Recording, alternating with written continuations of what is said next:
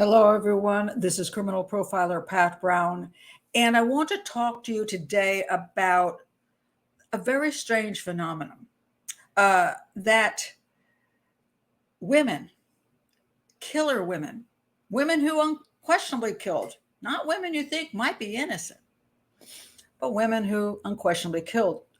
Why do we, the public, not myself as a criminal profiler, so often want to let them off the hook? Unlike men, when men commit a lot of the crimes they commit, people are like, yeah, give them the death penalty or life in prison. We're done with them, unless they're good looking. And some people out there think they're still innocent. Like Scott Peterson right now, he must be innocent. Okay. If you're on my channel thinking Scott Peterson is innocent, you might be on the wrong channel. But I want to talk about now that Lucy Letby has been convicted in the UK of killing all those babies. I'll guarantee you she's going to have a whole bunch of people who can't buy it because Lucy Letby, she just looks so sweet. All right. And she was a nurse and she took care of babies. How could she do these things? That must be wrong. She must have been railroaded. Or if she wasn't railroaded, she must have had some kind of psychological thing. Not that she's a psychopath and likes to kill people for the fun of it. Oh, no, not that. She must have had something else wrong in her brain. So let's find a way to let her off. And so I'm calling this show Angels of No Mercy, why women serial killers get freed. All right. Let me talk about a couple of them that did get freed. All right. Let's see. We've got Karla Holmoka. She helped her husband, Paul Bernardo, abduct and kill young women, sexual homicides. They were a serial killer duo. And on top of that, she killed her own sister off for him, So this is not a nice human being. Karla Holmoka is a 100%, and I don't care if you don't think I'm a psychologist or psychiatrist, I'm going to say she's a psychopath. You don't do these things without being a psychopath. But Paul Bernardo is sitting in prison. Whereas Karla Holmoka, yes, she got a new name and she got to be freed, and she's out there. She had a kid, and she's like living a normal life as a normal woman. And you wonder, like, if she is what she is, which is a psychopath and a serial killer, why is she out in society? Because she's a woman. Let me pick out a couple more. Let's see. We have Kathleen Folbig. She's a New Zealand woman who killed 4 of her children. Oh, no, I take that back. She didn't kill 4 of those children. Now it is thought that maybe she didn't kill the 4 babies that died in her care. Now some scientists have all gotten together and done some really unscientific crap, in my opinion, and are claiming that they could have died of these really strange genetic things. And she had all the worst luck in the world, because even if you add up all the percentages, it couldn't have happened to all 4. But hey, she's that one anomaly. All 4 of her children died of 2 different genetic things, one only proven in mice. But hey, now she's free. Even though, in my opinion, she exhibits what I call Munchausen syndrome by proxy, which is a behavior. It is not a disease. It's not a disorder. It is behavior of psychopathy. And it's a version of serial killing for females. And they choose babies as their targets, or the elderly, someone who, it's not usually a super violent crime. That's more a male serial killer thing. But female serial killers often pick victims that simply can't fight back, little ones or elderly ones. And so they kill their own children. They kill children in daycare. They kill children they kill people as nurses. And we have nurses who will often kill elderly, okay, who are these kind of serial killers. So we have, let's take another one. Let's look at Lindsay Clancy right now. Lindsay Clancy killed 3 of her children, as did, there was a woman who, I forgot her name now. She just moved to New Zealand from South Africa. She did get convicted of killing her children. Now, Lindsay Clancy strangled her children with some exercise tie things, like rubber things. Okay, all 3 of her children, one after the other. Andrea Yates drowned all her kids, one after the other. And this woman in New Zealand, she did get convicted, thank God. But I'm going to bet there's a whole bunch of people going to come through and say, hey, she was wrongly convicted. She smothered her children. So a lot of times what we say is, oh, they had postpartum depression. There's something mental. They were perfectly wonderful human beings, and then they just killed all the kids. Now, if a guy does that, he can't use postpartum depression. So he's like, yeah, guilty. Send him away. We don't want to hear about him again. But women, we seem to have this thing that we can understand women can be serial killers. So I want to talk about this case here as a great example. These are what they were called angels of mercy. Now, this was an Austrian case. 4 women. These are, I think, the 2 major ones. 4 women. I'll read you a little bit from this one site. And I'm going to get all the pronunciation wrong, so sorry. Maria Gruber, Irene Ladolf, Stefania Mayer, and Waltraud Wagner. All right. They made up one of the most unusual crime scenes in 20th century Europe. And by the way, I'm just getting this from serialkillercalendar.com. It's not, it's perfectly well written out, so I'm going to use it. The 4 Austrian women were nurses working at the Lainz, I'm not sure how to pronounce that, General Hospital in Vienna, and together murdered scores of patients. I think they go, eventually it was like 42, but really they think it was like 200. What I've often said is when you come down to killer nurses, check out those people on the midnight shift in a nursing home.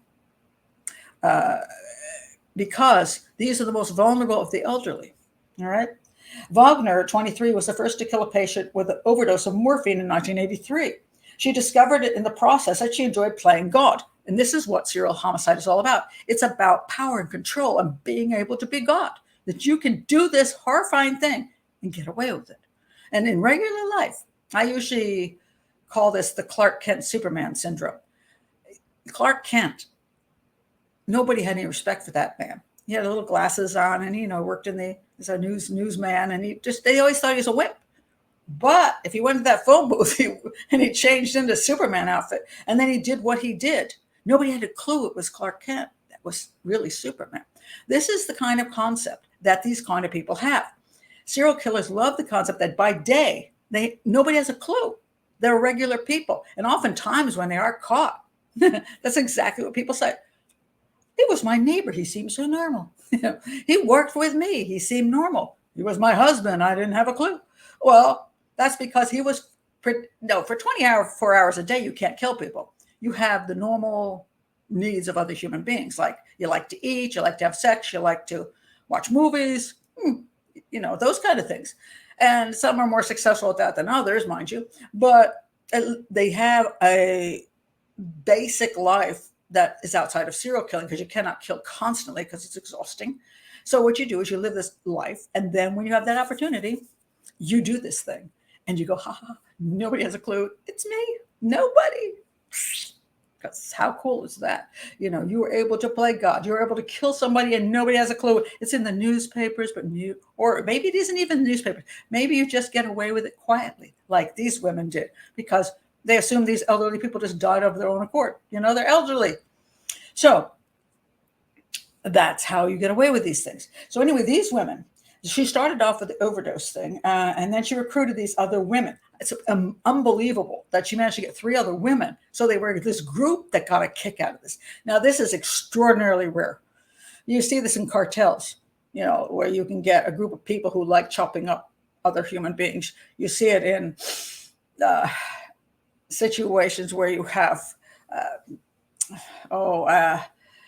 you have certain groups across the world who commit heinous crimes of just things we can't fathom during war and during terrorism. They're terrorist groups and whatever. They will do horrific things as a group. Usually don't find this in hospital. Now, mind you, they do work on the midnight shift. So this is when you get away with things because it's easy. So 4 of them got together. And eventually they got caught. I'm going to go into exactly what they did because this is where I want to talk about why they do what they do and how we don't seem to care as much about the victims as we should. They all got caught eventually. They were 2 of them were given like attempted murder. They didn't get the full deal. They got 15 years. The other 2 got life. In 2008, these women were released from prison for good behavior. Good behavior. They're serial killers, for God's sakes.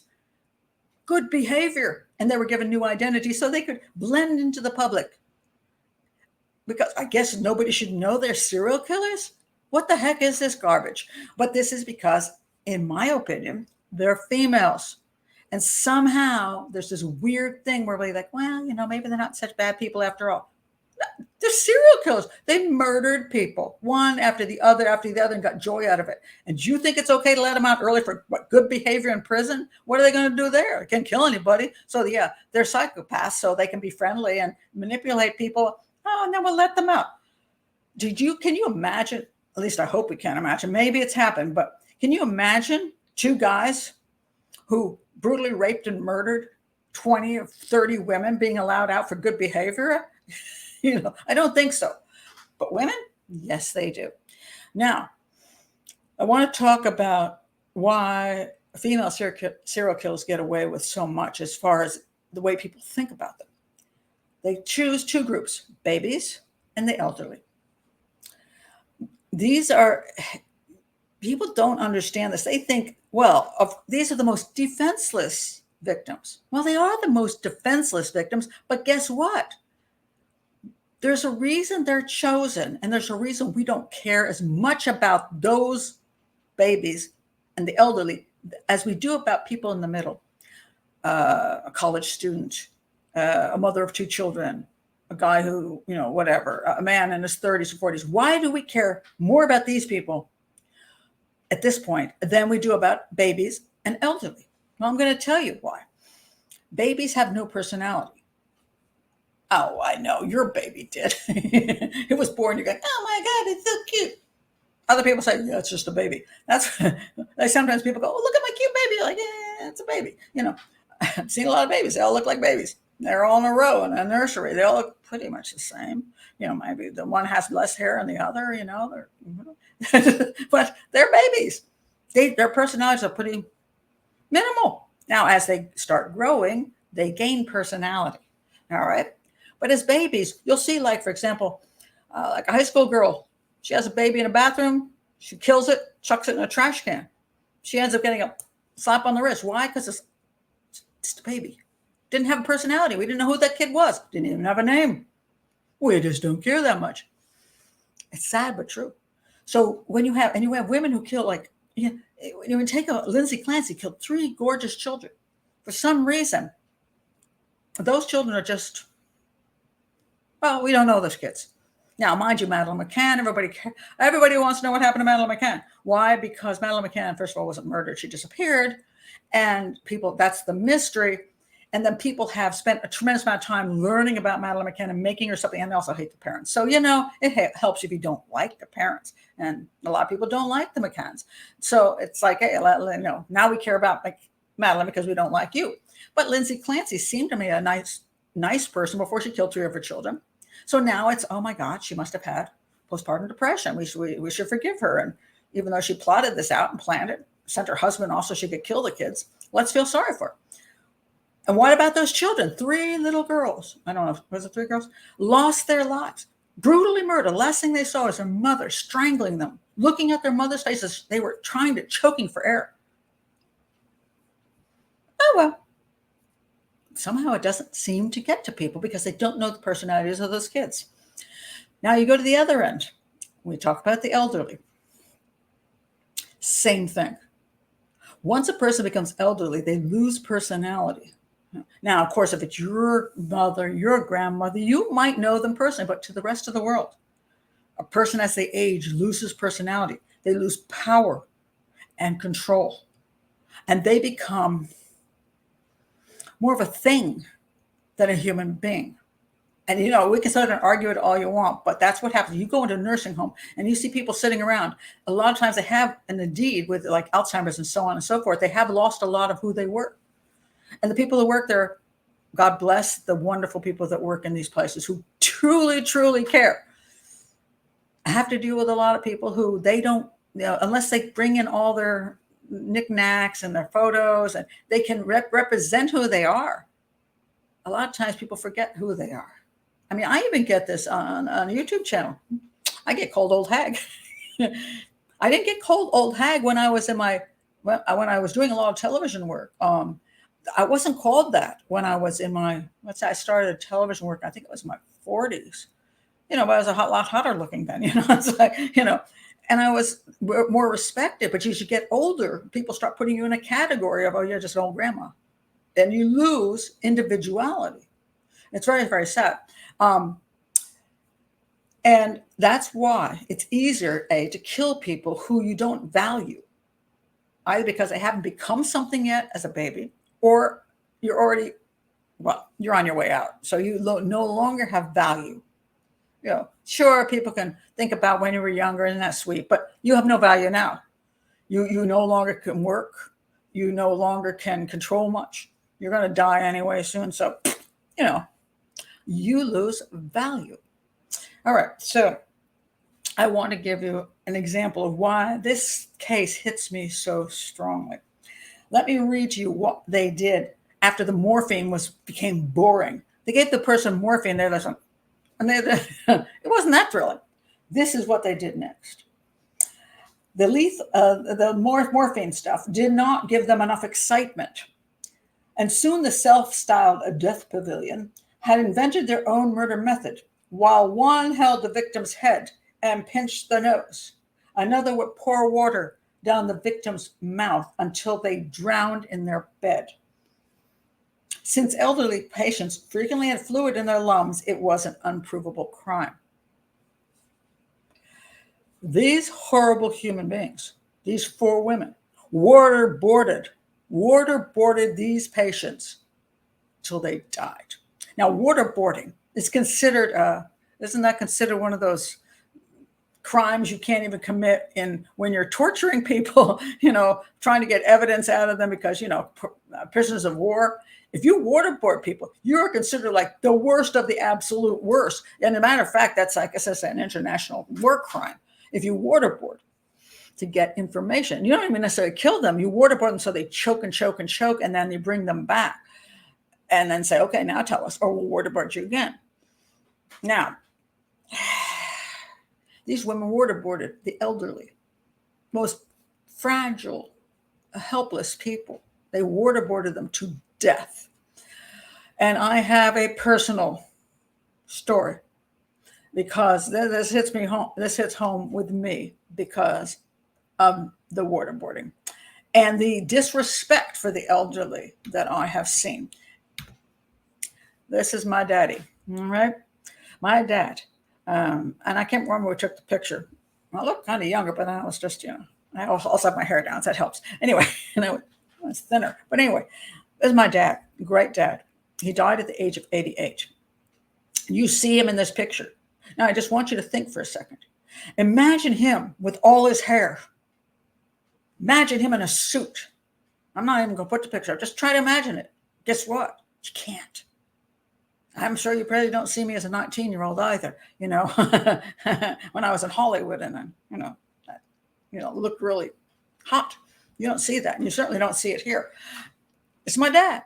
Now, I remember my dad when he was that strong man. I remember that. I remember him walking in the house, returning home from work. Now, just so you can say, take a look at this man. I'm going to just read you something about him. This was an interview done with him. This interview focuses on my father's career as an engineer in the 1950s and 60s. During that period, he contributed to large engineering and science projects, such as the secret underwater acoustics array Artemis and the unclassified large aperture seismic array called LASA, the largest seismic array ever built. He was a key person in the design and installation of LASA, which was aimed at a better discrimination of seismic signals from earthquakes and nuclear explosions. This whole interview includes a discussion of the role of Robert Frosch, who was extremely well known with NASA and the Defense Department, and that's what he did. He worked his entire life for the Defense Department and for NASA. He was not a wimpy, powerless fellow. He was a very strong man. And when he walked into a room, people paid attention. Then he became older, and then he became elderly. And he retired. And he did what he could. He, did things like was the president of the condo association. He was still had a lot of strength into his 70s, getting into his 80s.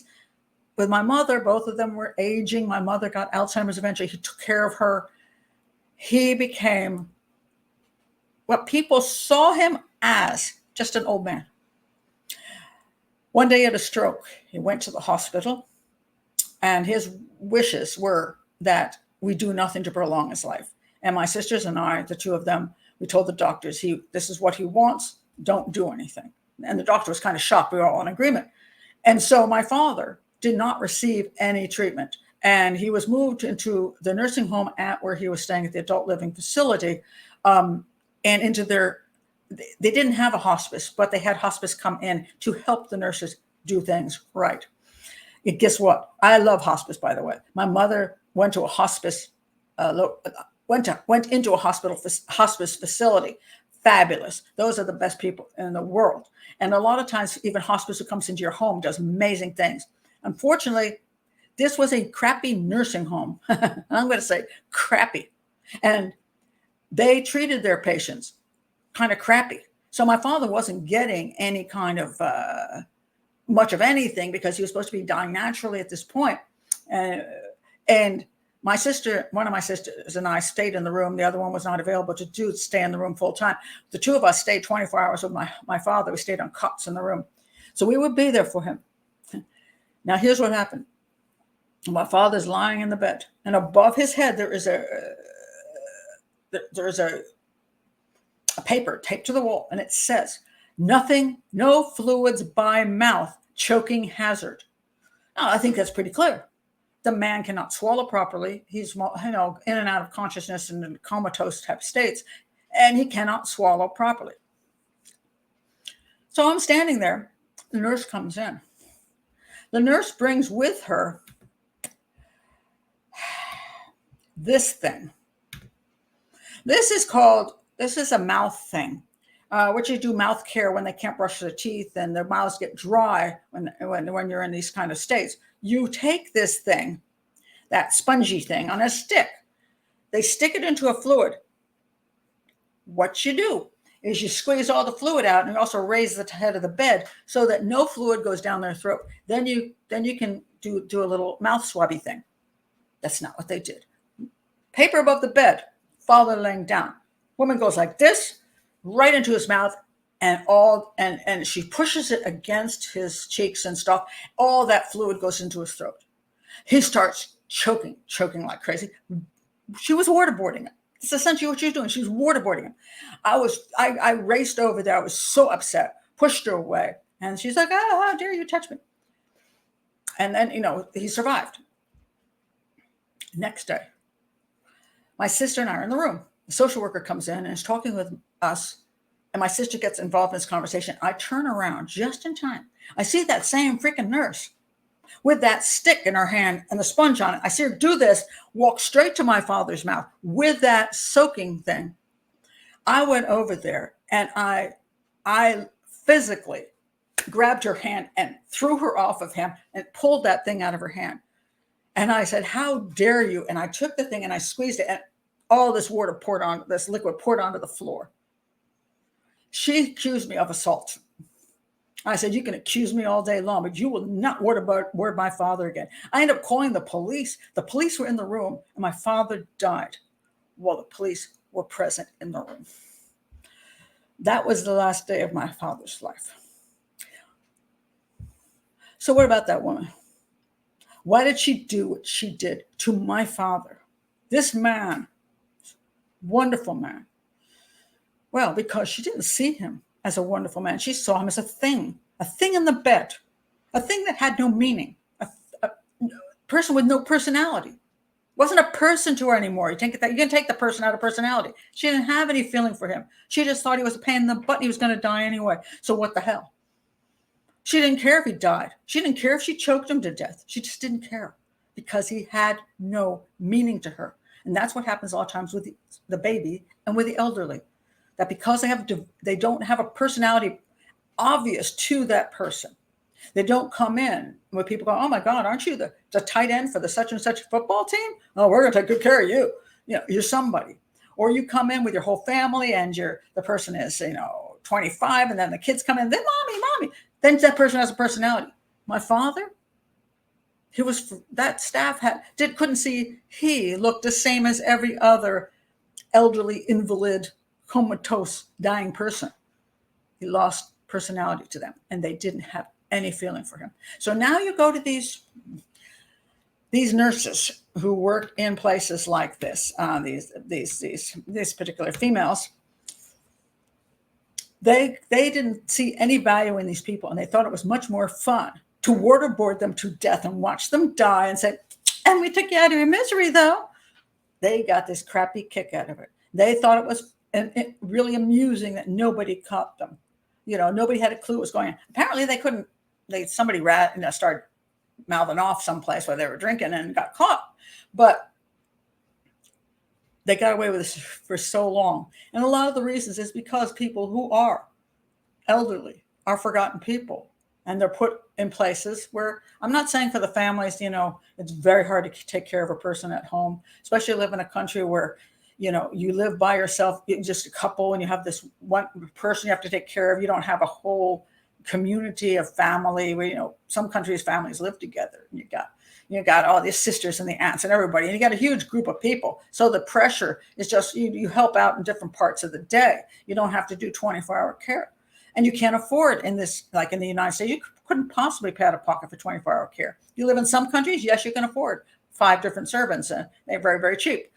And if you happen to be not poor, you might be able to afford those people to take care of your loved one. And therefore, you can be there for them. You can tell people how to handle things. You can make sure they're safe. You can make sure they're happy, all that kind of stuff. But a lot of times in this country, in my country, the U.S., you end up in and not assisted living, you have a little bit better shock because you're still moving around and you're still talking. But by the time you get to the nursing home, a lot of times you're just at the mercy of whoever is working there, and the pay is crappy, and it's hard and tough work. So it's hard to get good people. It really is. And a lot of people you get then come in and they just consider these people are just things they got to take care of until they're no longer actually even a thing anymore. So that's why they're targets for serial killers, because for female serial killers, they can get away with this because people aren't paying attention. People sometimes don't even care enough. And even when they're proven to have killed maybe 200 people, at least 49, somebody's mother, somebody's father was killed by these horrible human beings. But they had good behavior in prison, so we let them out so they could have the rest of their lives. They're serial killers. What the heck? They're serial killers. But I guess the people they killed just didn't matter enough. So, it amazes me. Quite frankly, this is kind of something that we have to understand, no matter who these people kill. I don't care if a serial killer is out killing some homeless people who are mentally, deranged, living on the streets under a bridge and have horrible drug and alcohol problems and haven't taken a shower in a year. If a serial killer goes and starts killing one homeless person after another, just because I'm not like, the victim, it doesn't mean as much to me, doesn't keep that person from being a serial killer. They're still a psychopathic, murdering, horrible human being. They need the death penalty or prison for life. I don't care who you killed. You're a killer. You are a serial killer. So if you're a male serial killer or you're a female serial killer, I don't care. You have no right to take the life of another person. As a matter of fact, I don't care if you killed just one person, not even a serial killer. Unless it was justifiable homicide, unless it was truly accidental or some weird manslaughter thing. You just, you did drink too much one night and got stupid and you didn't do well with your car and killed some people. Hey, I guess I can have some sympathy for you because you weren't intending to kill anybody. You're just you were an idiot and you end up killing people because you were careless or self-centered or whatever. But that's a whole different thing from being a murdering psychopath who specifically determines I'm going to kill somebody. I'm going to take them out. I'm going to torture them. I'm going to chop them up. I'm going to shoot them. I'm going to strangle them. I'm going, whatever you're going to do to them. And then, why do you ever see the time of day? No, why do you ever see the daylight again? I just don't understand. But with men, we're much more likely to make sure they don't. But with females, for some reason, where you think females were manipulated by a male, or they had some chemical problem in their brain, or they had some, I don't know.